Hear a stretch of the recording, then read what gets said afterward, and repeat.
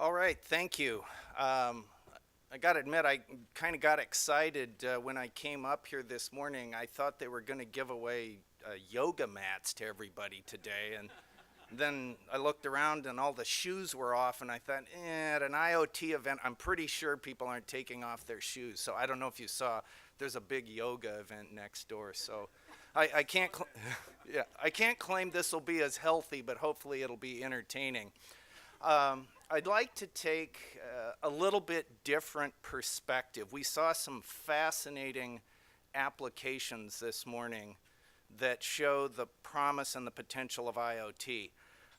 With Keysight's role, I'd like to take a step back and talk about where IoT is going and what we need to do as an industry to collectively unlock the potential. But first, audience participation portion. Truthfully, who knows who Keysight is? Okay. I'm only seeing about 1/3 there. I'm not surprised. When I go out, a lot of people don't know who Keysight is. So we do a second test. Who knows who Hewlett Packard is? Now, okay. So Keysight was originally the test and measurement arm of Hewlett Packard. Then it was Agilent, and 2 years ago we became Keysight. So. Yeah, we are the grandchild of Hewlett Packard. Well, we like to think we started Hewlett Packard because if you come in our lobby, there's one of the first 8 audio signal generators that was built that went to Walt Disney to do the movie Fantasia. So we're very proud of our history. But that's who Keysight is. And what I'll talk about is, well, what's our role in unlocking the potential for IoT? So first of all, we've heard about this morning. I want to reiterate it because there is immense potential there, and it's happening because of the confluence of some key technologies and some key things that are happening in markets right now. And again, this has been stated before, so I'm not going to spend too much time on this, but it's important nonetheless. The connectivity everywhere, the developments in the telecommunication industry over the last 25 years have been phenomenal, that present us with some new possibilities, but also some challenges as we think about increasing the connectivity to be everywhere. Secondly, we're not just talking about having people communicate, it's also about the machine communications, and I'll get into a few more numbers here in a minute. We're talking about billions, tens of billions, if not eventually hundreds of billions of devices connecting, in addition to the communication that people are doing out there. And as we also heard in an excellent presentation earlier about sensors, the new low-cost, powerful sensors that are in the machines that are communicating information are helping things as well.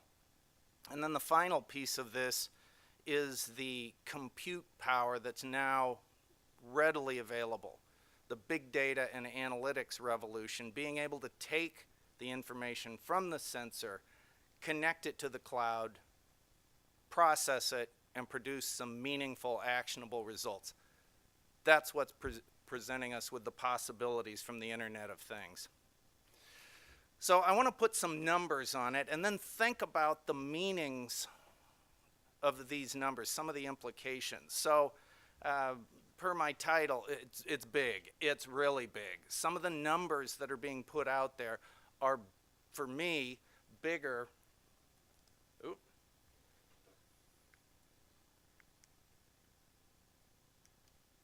Some of the numbers that are being published are bigger than some of the numbers that I've seen in any industries before. So if you take a look at some of the numbers of devices, I mentioned up to 50 billion. That was the number I got from Cisco. Frost & Sullivan said 30 billion by 2020. And even bigger numbers, IHS was forecasting almost 100 billion devices by the year 2025. And I like some of the numbers about the numbers of devices per user. 5 connected devices for every user worldwide by 2020. That's pretty impressive. When I first thought about it, I go, no, I don't use that many devices. And then I thought about, well, yeah, I got devices in the home for entertainment. I've got the devices I carry. I've got my computer, and I've got new things I'm buying, and that's just me. And then you look around you and go, yeah, that's probably a reasonable number. Certainly in the developed countries, 5 connected devices per user. And then when you think about the density of some of these, I like this statistic as well. 500 devices, unique devices per square kilometer by 2020. That's a big number. It also presents some interesting challenges to the communication infrastructure that has to deal with that, but there's a lot going on to help with these new networks. I also like the quote from Samsung. This was only about 6 months ago. They said by this year, 90% of their devices they consider IoT devices, and it'll be 100% by 2020. And I think this is consistent with what we're seeing from the other device manufacturers. So it's big. It's really big. How big? I want to make some comparison, and in the spirit of St. Patrick's Day and the fact that it's also Friday, we can talk about how big do these things get. Well, first of all, if you look at some of the industry reports, and I'm sure you've read these, I'm not going to name names here because I don't want anybody to think I'm criticizing the industry reports. I believe them, and there's a lot of commonality to them. They vary in how big does it get and how quickly does it get, but there are some numbers there that are truly startling, and I want to examine how startling these numbers are. I've seen a couple of reports that have the size of the overall IoT market in terms of economic impact as big as $14 trillion by 2022. 2022 is 5 years away, and $14 trillion is a really big number. I also saw other ones that say, 10 or 11 trillion by 2025. You can find a variety of reports, but most of them are talking about this type of time frame within 5 to 10 years, and they're talking about numbers of between 5 and $14 trillion. Big numbers. How big is it? Well, the global GDP is about $100 trillion, give or take 5 trillion or so, depends on whose report you believe right now. So if this is correct, if these assessments are correct, then IoT will have a hand in over 10% of all economic activity on the planet within, call it 8 years. It's a little hard. I mean, I have a tough time believing it when I start thinking about that, and I want to put some comparisons on this against other things.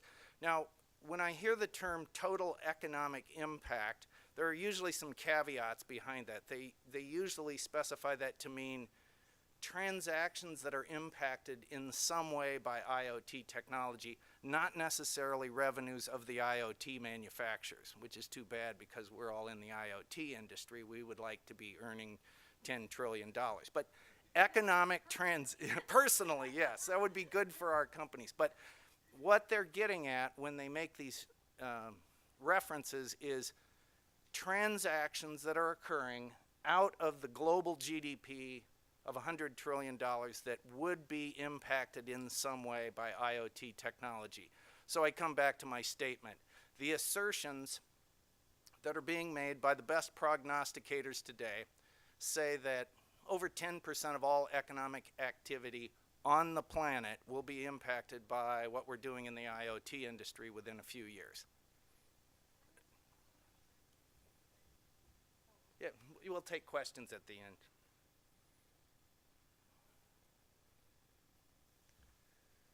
So let's make some quick comparisons on that, because just to wrap our heads around this, we've got the $14 trillion worth of IoT impact, and let's compare it versus some things. The entire global aerospace industry in terms of revenues is about $2 trillion a year.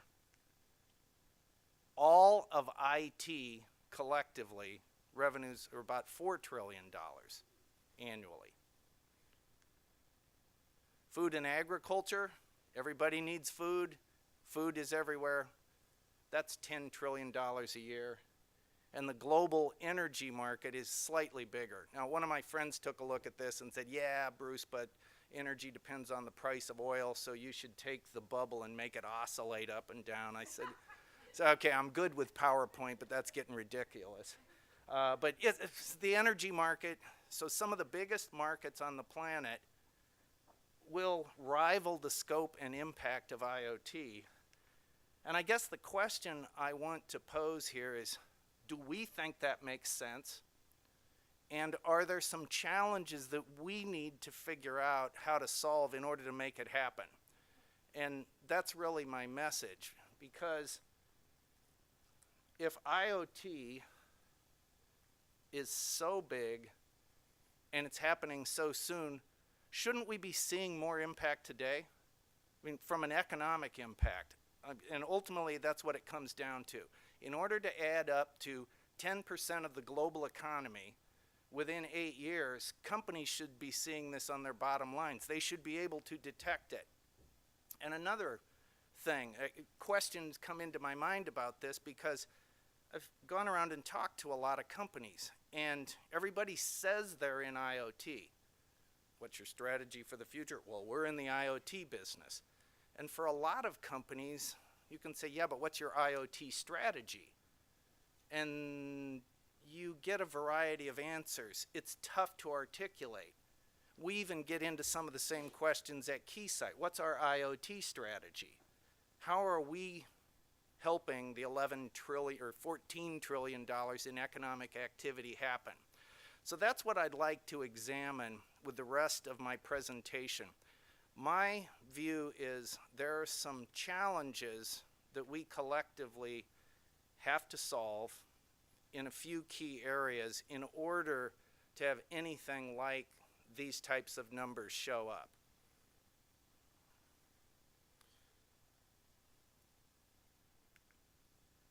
And my first point is, so where's this value?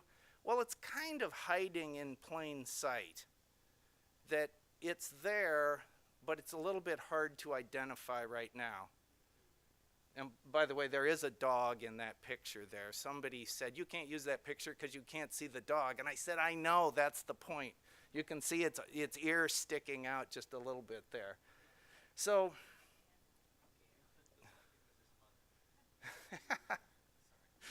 somebody said the blanket's his mother. It's like, okay. So the first key point I'd like to make is that in order to have this amount of economic impact, a lot of the benefits are going to come out of B2B applications. And I like the quotes from McKinsey talking about that business-to-business uses will generate 70% of the potential value of IoT. In other words, it's getting into businesses and unlocking the value that's really going to show the numbers going up. And another key point that I'll come back to is that there's a lot of data out there today. Businesses are generating data. Data is everywhere, and we're generating more every day, but less than 1% is used. So there's a lot of data. It's not being used, and that's where all the value is. It's a little bit of a contradiction. So where is IoT in terms of the value? I'm going to argue it's mostly not in the very visible consumer-based applications. That's not saying there's no value there. There's a lot of value there. There's some cool applications. I think what is happening, what's happening with some of the wearable devices that we heard about earlier, and consumer devices like what Amazon is doing with their Echo, fantastic applications, but they're not going to generate the preponderance of the value that we're trying to unlock. And part of the reason for this is IoT is really distributed across a great number of applications. And we heard about some of them today. We heard about things in fitness and health. You're going to hear about more applications with smart homes, cities, business industrial applications. There are a lot of uses. I'm not going to go through all of these use cases that are mentioned here.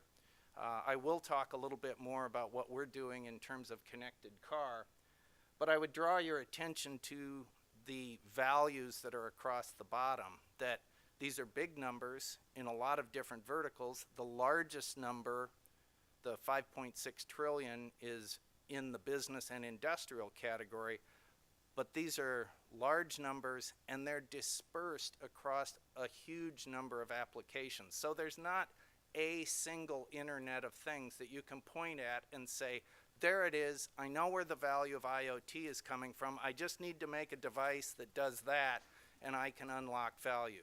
IoT's not working like that because it's deep, broad, and distributed. So let's examine some of the challenges and implications of that. First of all, for IoT, there really isn't a killer app. And I use that term having spent a lot of time in the telecom industry. We all were looking for a long time for wireless data for a killer app. What is it that's going to make the consumer absolutely want to use their wireless device for data? And the wireless telcos went in search of the killer app for 5 years. And it took a while. But in IoT, there's not a single killer app because it's not a concentrated mass market. There's not a single application that we're bringing to the market. There tends to be a number of point solutions that are being developed by different vendors and manufacturers, which, if you're developing in the IoT market, leads to a danger, and that is the danger of the one-off solution. That's where you develop something, it looks cool, you put your resources into it, you work with a customer, you solve a problem, but you only solve the problem for that one customer, and it can't be leveraged across other customers or even industries.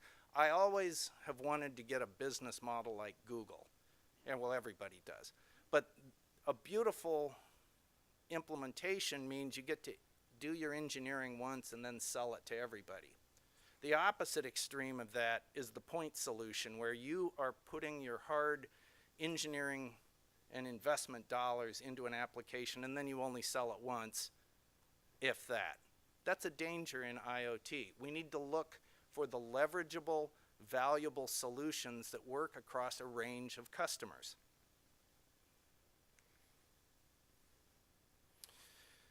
Unlocking the business value requires some things. In order to work with a business, you can't just come in and say, hey, here's a widget, I've got it, it's great, you should use it, it's going to produce a whole lot of value for you.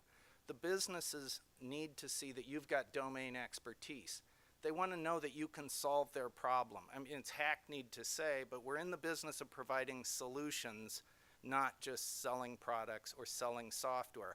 And unfortunately, too often, if you're at a business, somebody's coming in and all they want to do is sell the product, get the PO signed, and disappear. That's not how the business looks at it. They're looking for the value. They're looking for somebody that can solve the problem they have, not just sell them yet another widget. And it's a big problem for a lot of companies. So in a sense, sometimes when we look for IoT revenue, it feels like the wireless industry in the year 2000, waiting for the killer app. The wireless industry came up with early smart devices and wireless connectivity in maybe the year 2000, 2002, when 3G started showing up in systems. And it wasn't until the iPhone came out in 2007 or 2008 when everybody, all the consumers said, oh, I get it, I see the value, I really want to plop my money down and get that.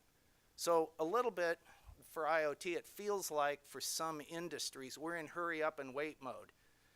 In the industry, we can see it, here it is, can't we put this in? It's going to be great, it's going to develop all sorts of value for you. So I want to talk about 4 challenges we've got and things we can do about them. First of all, what I call IT friction. Everybody studied friction in physics with the little picture up in the right. If there weren't friction, that block would slide right down to the bottom. But it's opposed by something that opposes motion. And I believe in businesses that I visited, business leaders that I talk to, there's IT friction in what I also call the tyranny of the past. Companies have lots and lots of IT systems. They have continually invested in IT systems over the last 20 years. And I guess I would ask you to look to your own experiences in the companies you've worked at. Were the IT systems functioning optimally? Were they making use of the data that they had? Were they interconnecting, and were they making actionable conclusions on the basis of the data that they've already got? My assertion is probably not.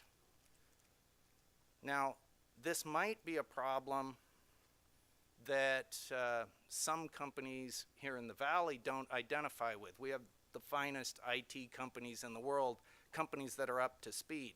But if you get away from Silicon Valley, this is a big problem. They've got multiple versions of Oracle. They've got half-implemented Salesforce transitions. They've got 15 different legacy point applications in different subsystems within their business, and they've got different versions of the same applications that are incompatible in different regions, and they're all trying to feed data into one collective whole and make some business decisions. This is a challenge. So, some questions to think about. What kinds of IT infrastructure do most companies have? And are they ready for lots of new data? Now we're going to flood these companies with additional data.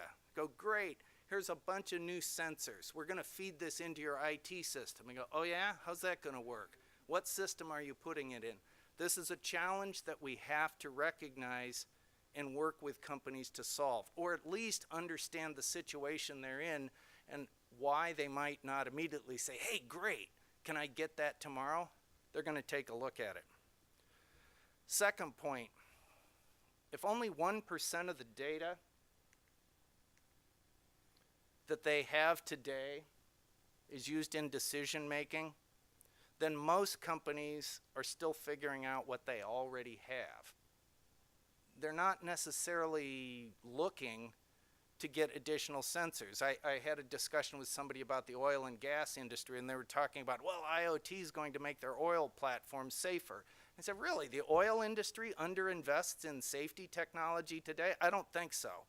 They already have sensors, they have data. Maybe they're going to use that data better, but they've already got a lot of this data out there. It's a matter of figuring out what they do with it. Now, for this type of use where companies are just taking what they already have and employ it better, is that IoT? It's not really new, but my ultimate conclusion on this, it doesn't matter. It's a part of the IoT revolution, but really a lot of the value of IoT, I'll say, is evolutionary rather than revolutionary, because it's building on investments that have been made over the last few decades, and it continues that, expands it, makes it more powerful, makes it more economical, but it's a continuation of what the industry's been doing already.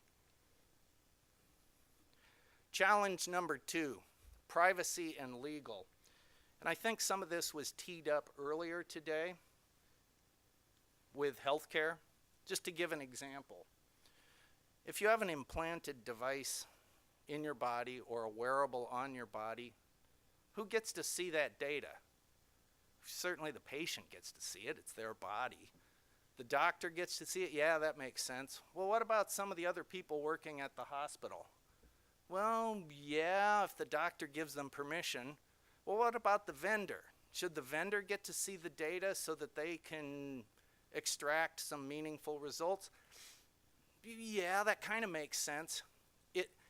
It's a unique use case that's got to be evaluated, and there are some legal concerns that will certainly come out, or privacy statutes that will be implemented. So Each use case is different, each industry segment is different, and is working out its own guidelines, because it's not like healthcare is not like an aircraft engine. You would have a different set of rules and regulations around that than you would healthcare.